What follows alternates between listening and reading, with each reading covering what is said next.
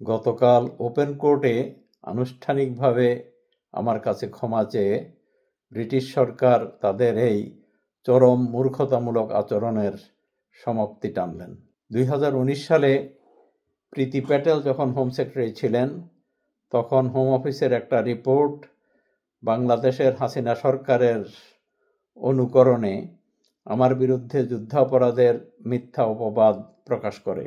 তখন আমরা হোম অফিসের বিরুদ্ধে মানহানির মোকদ্দমা করি।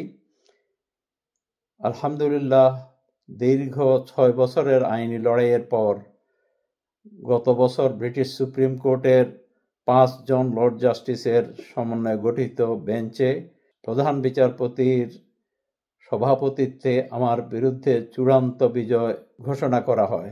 সর্বসম্মত এই রায়ে বলা হয় যে হোম অফিসের এই অপবাদ মিথ্যা, গর্হিত এবং দেশের একজন সম্মানী নাগরিকের সম্মানহানি হয়েছে।